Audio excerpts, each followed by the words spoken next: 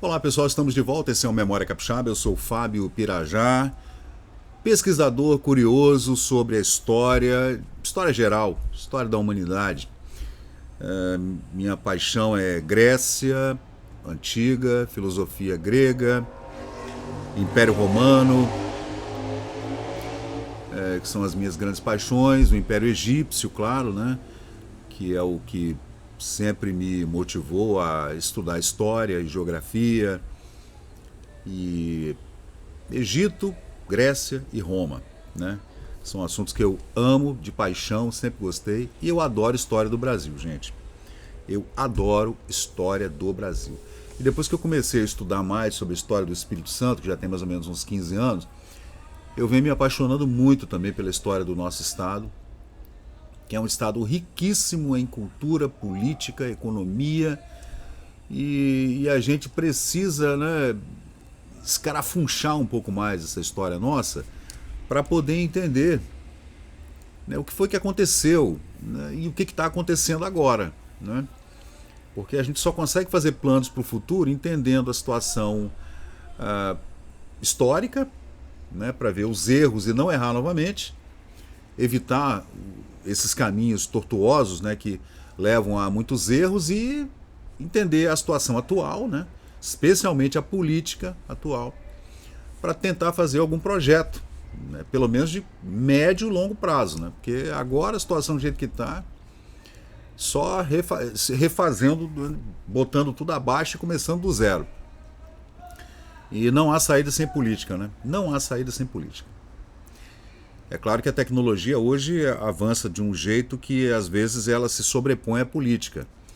A gente está vendo isso agora com as redes sociais, né? Que se tornaram um poder tão incrível em relação à política e à economia, que agora a coisa é inexorável. Né? A gente vai ter que conviver com a tecnologia, não tem como. Estava lendo uma matéria ontem falando sobre a dublagem, né, que está sendo feita por inteligência artificial, e todo esse movimento feito por dubladores brasileiros, que são um dos melhores do mundo, né, contra a dublagem feita por inteligência artificial. Mas a Globo já lançou um filme lá no Globoplay, que é um filme daquele avião que caiu, né, que saiu do Rio e caiu no Oceano Atlântico, e foi feito por inteligência artificial. Então, não tem como. Tem hora que a tecnologia ela vem de uma forma tão avassaladora, tão grande, não tem como você conter. A política não aguenta e a economia muda. Tudo muda por conta da tecnologia. Mas a política ainda é muito forte, a gente tem que aprender a lidar com ela. Seja no espectro da direita ou da esquerda ou do centro, a gente precisa tomar decisões a partir da nossa visão política, de forma que você também, claro, consiga ouvir todos os lados, né? Sem radicalismo, né? Mas vamos lá, vamos voltar agora para o século XVI, lá com o padre José de Anchieta. E essa, gente, é uma publicação incrível da revista Tico Tico, de 1935. Era uma revista infantil, um jornal de crianças, incrível, incrível. É uma diagramação linda, uma revista linda, muito colorida. Fico imaginando o que era uma criança pegar a revista Tico Tico ali nos anos 30, né, e abrir essa revista. Era uma revista muito didática, que se propunha a alfabetizar, né, a ensinar crianças e pré-adolescentes e adolescentes sobre história de maneira geral. E na Tico Tico a gente encontra muita coisa sobre o Espírito Santo, tá? Muita coisa mesmo. Eu já fiz muita pesquisa aqui da Tico Tico com essas histórias capixabas, né, desde sempre, quando ainda se escrevia capixaba com CH, e a gente encontra coisas incríveis mesmo. Por exemplo, vamos falar agora do padre Anchieta. Claro, era um homem europeu e veio para o Brasil, né, como um padre jesuíta, catequista. Ele veio para cá. Ele nasceu em 1534, foi batizado no mesmo ano, né? Perdão, em 1535, em 7 de abril. O seu pai era João de Anchieta. natural da Espanha. Ele nasceu em Tenerife, né? E ele descendia de uma família nobre, uma família de nobres, né? Segundo conta, né, a história. Dona Mencia Dias de Clavijo Llarena era filho de Sebastião de Llarena, sobrinho do capitão Dom Fernando de Llarena, um dos primeiros conquistadores do Tenerife, né?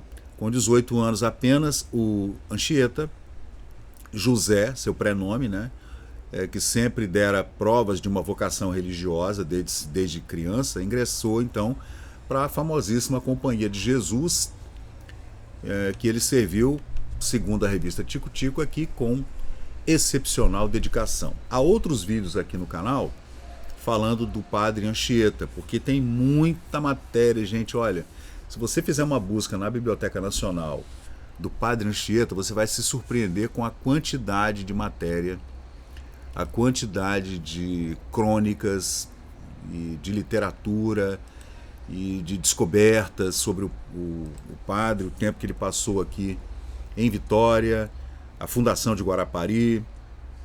Ele estava aqui no começo da capitania, né, gente?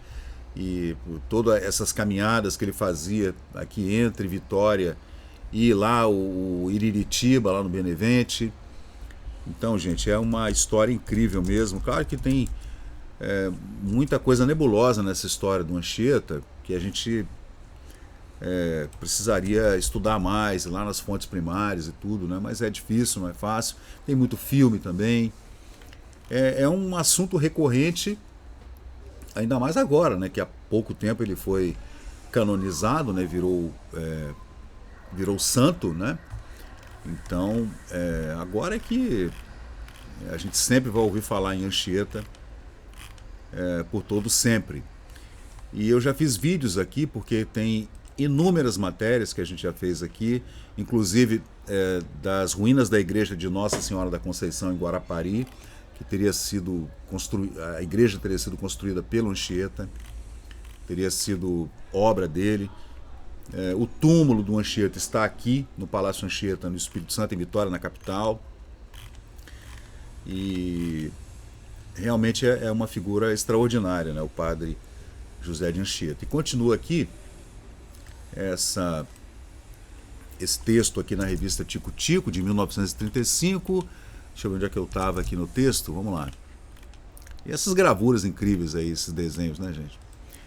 Aí está dizendo aqui que durante o período em que ele foi noviço, né, antes de ser ordenado, ele sofreu um acidente e ele caiu de costas em uma escada que deixou ele levemente corcunda. Foi uma queda grave. Ele novo ainda, né? Ele caiu para trás numa escada, bateu com as costas e ficou um tanto corcunda, segundo dizem os biógrafos, os amigos dele na época, né? 500 anos atrás quase. No dia 8 de maio de 1553, ele estava em Lisboa, na Companhia de Jesus, estudando, né? E ele veio para o Brasil, né?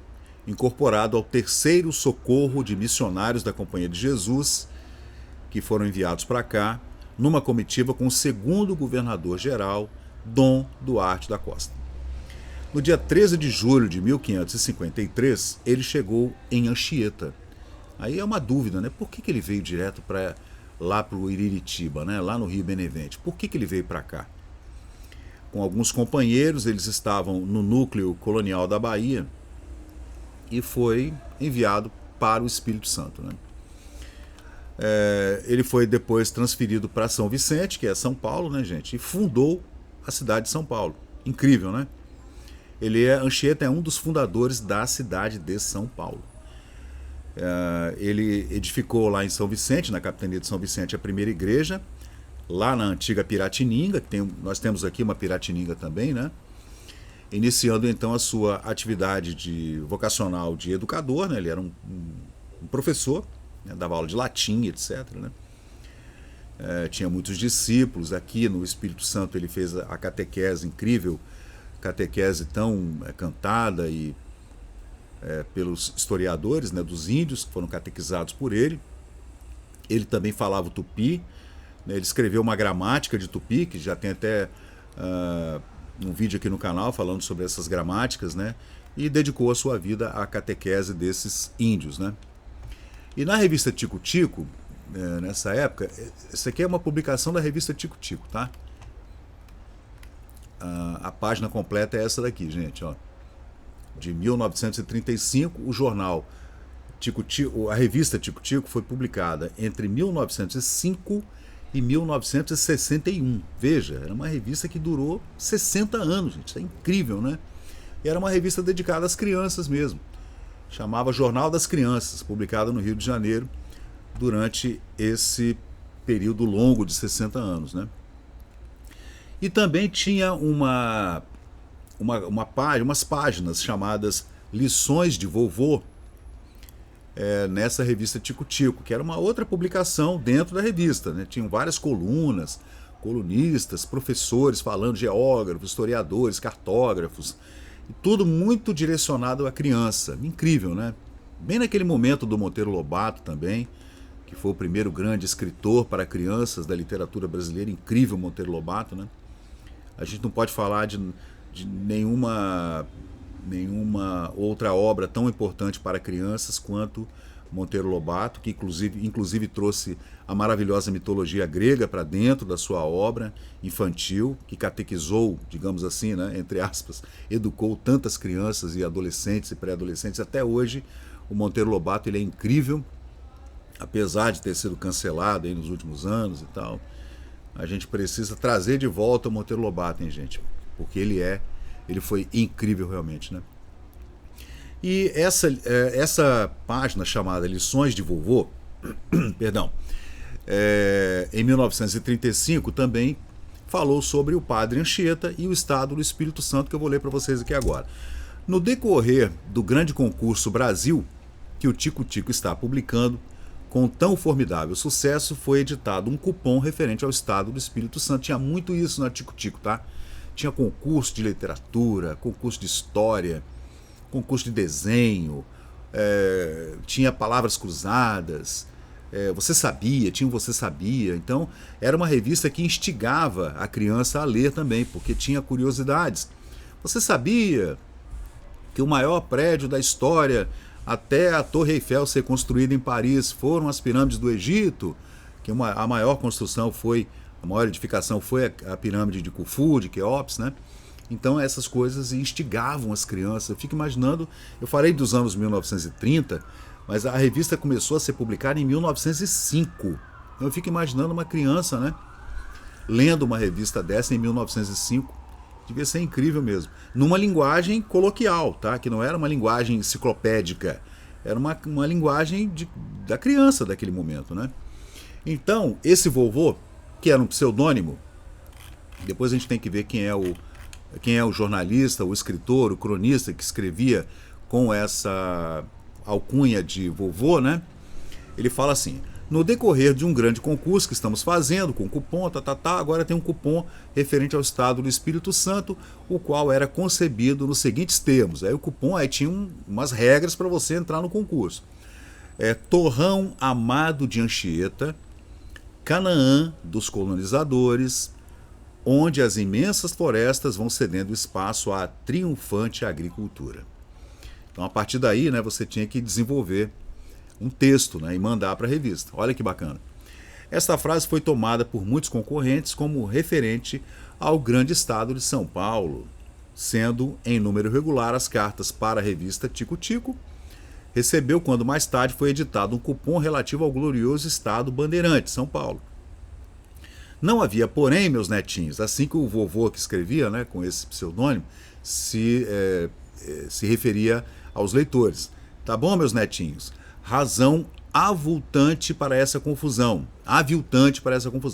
Como vocês sabem, o padre Anchieta, o apóstolo do Brasil, percorreu as capitanias com seus companheiros e, entendendo-se com as tribos mais selvagens, eles as instruía e também moralizava. O grande historiador, o padre José da Frota Gentil, a esse respeito, assim se expressa, entre aspas: se Anchieta é com razão chamado o apóstolo do Brasil, há contado algumas regiões de nossa pátria que se podem dizer objeto particular do seu zelo apostólico. Vê como é que era o português, diferente, né? Não só a Bahia, sede do seu governo provincial, não só a capitania de São Vicente, a Bahia, Salvador era a capital do Brasil. São Vicente ele se refere a São Paulo. Primeiro campo dos labores e das glórias de Piratininga, de Itaém e de Iperóigue. Não só o Rio de Janeiro, teatro de seus esforços na luta contra os franceses e da organização de aldeias em São Lourenço, de São Barnabé e de outros baluartes da futura capital do Brasil, mas também o estado do Espírito Santo. Você vê que ele passou pela Bahia, passou pelo Rio de Janeiro, Niterói, que era importantíssimo Niterói nessa época, né, no início da colonização do Brasil, e também o Espírito Santo, né, pode gloriar-se de ter, em várias épocas, e especialmente na última década, gozado do caminho privilegiado do grandioso missionário José de Anchieta. Fecha aspas aqui para o padre historiador José da Frota Gentil, citado pelo vovô na revista Tico Tico de 1935.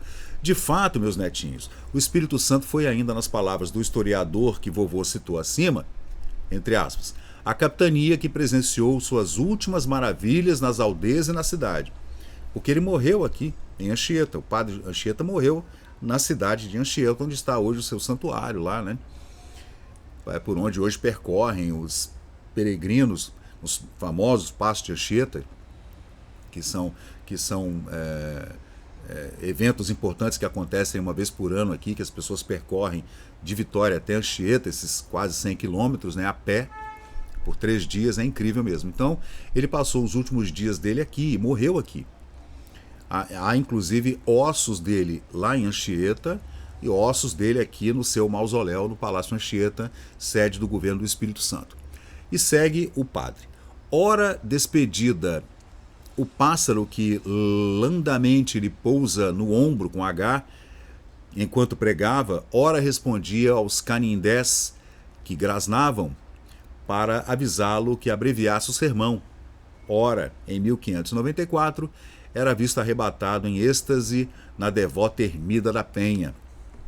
Você vê que também ele, quando vinha a Vitória, passava por Vila Velha, vindo lá de Anchieta, ele parava e fazia pouso no convento da Penha. Claro que o convento não era a obra que é hoje, né, gente? Era uma ermida, lá na ermida era uma capela pequena. Era uma coisa muito simples, né? Você imagina como era o convento da Penha 500 anos atrás, né? A gente consegue ter uma ideia. Por todos esses motivos, meus netinhos, diz aqui o vovô na revista Tico Tico de 1935, e ainda por serem de Padre Anchieta as palavras: no Espírito Santo me esperam meus últimos dias. Ele mesmo disse isso, padre, né? Que ele morreria aqui. Que chamamos torrão amado do apóstolo do Brasil, o estado do Espírito Santo. É sabido por vocês que por todos que foi em São Paulo, que o padre Anchieta viveu muito tempo, semeou a bondade, fundou um colégio em São Paulo, né? Rasgou a batina com os espinhos das florestas, a catar almas para Deus, especialmente a dos índios, né, que ele catequizou, mas outros estados como a Bahia, o Rio de Janeiro e o Espírito Santo tiveram também as doces conquistas do apostólico e bem-aventurado líder, Anchieta. Da confusão à vida, meus netinhos, nenhum mal adveio. Antes apareceu um bem, tal o de vovô falar hoje a vocês dessa figura resplandecente de amor e de bondade que foi o padre José de Anchieta. Aí o vovô, na verdade, ele usou essa matéria, né, falando do padre Anchieta para as crianças, por conta de um erro que as pessoas cometeram ao ler um cupom sobre um concurso de texto, né, para fazer uma história, né, fazer uma redação sobre o padre Anchieta e sua peregrinação pelo estado do Espírito Santo, achando que era São Paulo, que era São Vicente, mas não era. Então, por isso mesmo, o vovô faz faz esse texto aí para as crianças da revista Tico Tico, em 1935, dizendo que, na verdade, não se tratava de Anchieta, o mote para essa redação que as crianças iriam escrever, e que iria, claro, dar um prêmio, que eu não sei qual é o prêmio, mas era, na verdade, o estado do Espírito Santo que estava sendo aclamado, digamos assim, por esse concurso da revista Tico Tico, Jornal das Crianças, publicada no Rio de Janeiro em 1935. Então, a gente vê aqui, inclusive, o texto, né, que eu transcrevi aqui para vocês, aqui: o corpo de Anchieta foi conduzido às costas pelos selvagens. Você vê como é que o texto era na época, como é que as pessoas tratavam, com que adjetivos, né, eram tratados os índios naquela época e tudo, né? Aí tem aqui o poema da Virgem, que ele escreveu nas areias lá do estuário do Rio Benevente, naquelas pretas areias lá da praia de Anchieta. Né? Anchieta, apóstolo do Brasil, ensina os índios a religião cristã em Piratininga, em São Paulo. Né? Chegada de Anchieta e os seus companheiros ao núcleo da Bahia, que ele também esteve aqui com amigos e colegas, né, da Companhia de Jesus, ainda na primeira metade do século XVI, né? Lá na Piratininga, no colégio em São Paulo, onde há um grande museu, lindo museu, né? Lá em São Paulo, na Cidade Velha, lá no Planalto, né? Os índios fizeram o sinal da cruz na testa e venceram todos os seus inimigos. Isso é dito um dos milagres, né, do padre Anchieta. Anchieta e padre Manuel da Nóbrega, como reféns dos índios tamoios em Iperoig. Iperoig não é Niterói, gente? Esqueci, né? Ou Iperoig, né? Cabo Frio, gente. 1575. Você vê que o padre andou mesmo, né? Iperoig é tão importante quanto o 28 de outubro, 14 de setembro também é feriado em Ubatuba. Né? Você vê que ele andou por toda essa costa, né? Aí segue aqui o outro quadrinho. Anchieta escreve na areia o célebre poema em latim A Virgem Maria, e o corpo de Anchieta sendo carregado pelos índios para o seu sepultamento lá na vila de Anchieta, lá na vila de Iriritiba, no momento da sua morte, ainda no século XVI, né, gente? Então é isso aí, pessoal. Esse é o Memória Capixaba. Eu sou o Fábio Pirajá, trazendo mais uma matéria bacana aqui nessa revista Tico Tico, incrível revista. Se você tiver curiosidade, está tudo na Biblioteca Nacional, né? Completa a coleção da revista Tico Tico, que era uma publicação exclusivamente para crianças, que durou de 1905 até 1961. E esse é mais uma homenagem que a gente faz aqui ao nosso primeiro santo capixaba, Padre José de Anchieta. Valeu, pessoal, então, até a próxima. Valeu! E chegamos ao final de mais um vídeo aqui do Memória Capixaba. E se você curtiu o conteúdo, por favor, deixe seu like, compartilhe aqui o nosso canal e inscreva-se para mais novidades. Até a próxima e muito obrigado por participar aqui do Memória Capixaba.